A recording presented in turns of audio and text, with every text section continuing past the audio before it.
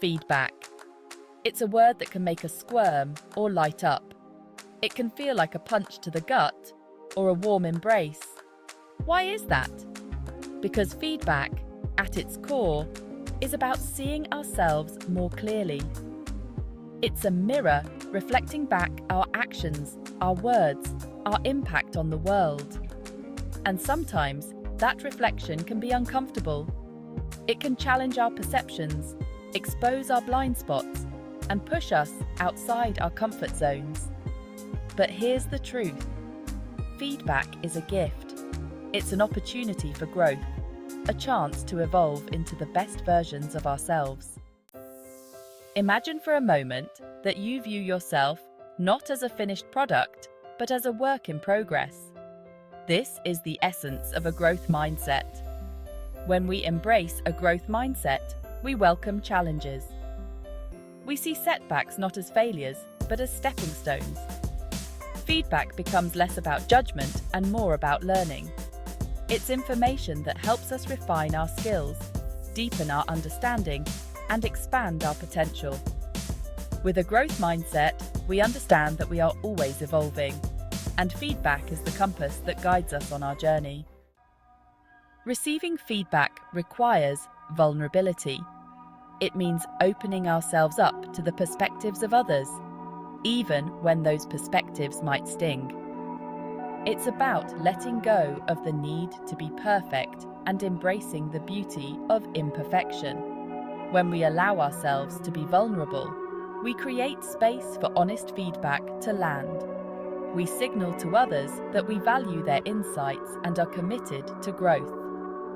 Vulnerability, in the context of feedback, is not weakness. It's courage. It's choosing to show up authentically, even when it's hard. So, how do we detach from the emotional charge that often accompanies feedback? It's a common challenge that many of us face in both personal and professional settings. How do we receive it without feeling personally attacked? The key lies in shifting our perspective and approach. First, take a deep breath. Pause before reacting. This simple act can help you center yourself and create a moment of calm. Allow yourself time to process the information without judgment. Reflect on the feedback objectively, separating it from your emotions. Remember that feedback is about your actions or behavior, not your worth as a human being. It's an opportunity for growth, not a personal attack. It's information, not an indictment.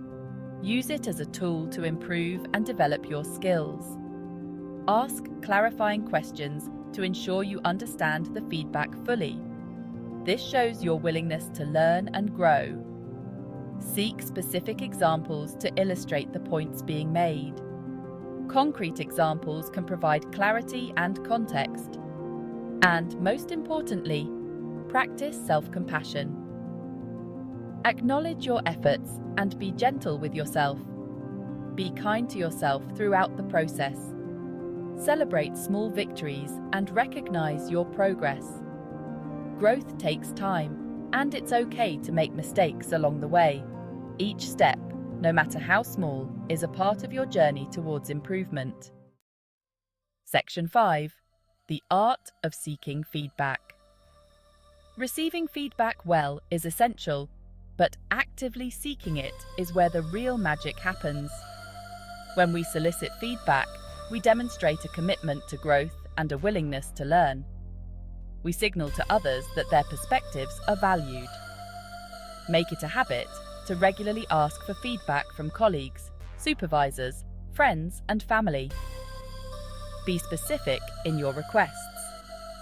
For example, instead of asking, "How am I doing?" try something like, "I'm working on improving my presentation skills. Can you give me feedback on my delivery and clarity during my next presentation?" Section 6.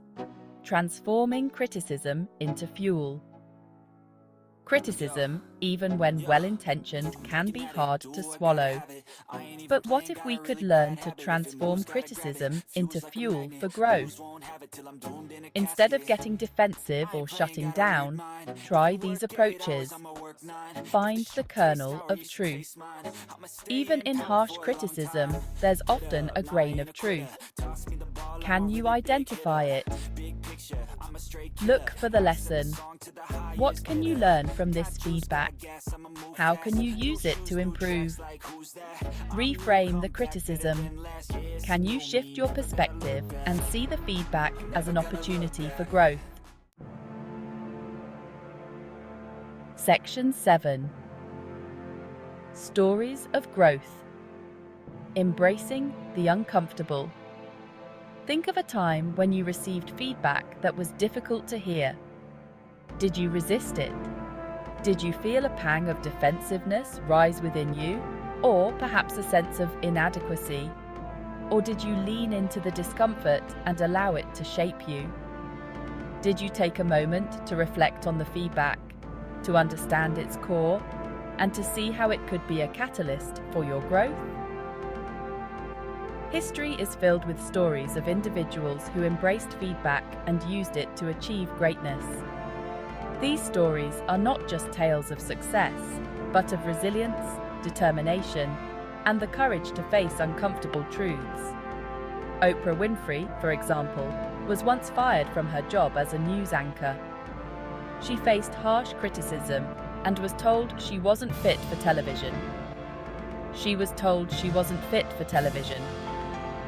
This could have been a devastating blow, but Oprah chose a different path. Instead of letting this criticism define her, she used it as fuel to build a media empire. She transformed the negative feedback into a powerful motivator, driving her to create one of the most influential talk shows in history. J.K. Rowling's first Harry Potter book was rejected by 12 different publishers. Each rejection could have been a reason to give up, but she saw it as a challenge to overcome. Instead of giving up, she persevered, eventually finding a publisher who believed in her story. Her persistence paid off, and she went on to create one of the most beloved book series of all time. These individuals and countless others teach us that setbacks and criticism are not the end of the story. They are opportunities in disguise, moments that test our resolve and push us to new heights. They are simply plot twists that can lead to even greater triumphs.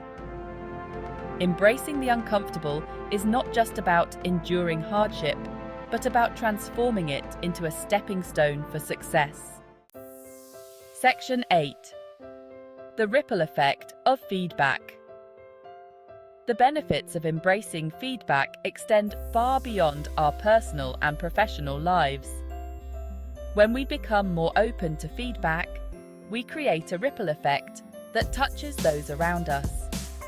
We foster a culture of learning and growth in our workplaces, schools, and communities. We encourage others to embrace vulnerability and engage in meaningful dialogue. And we inspire those around us to become the best versions of themselves. Section 9. A call to courage. Embrace the journey. Embracing feedback is a journey, not a destination.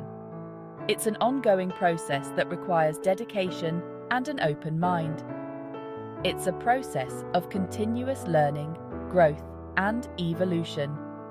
Each piece of feedback is a stepping stone towards self-improvement.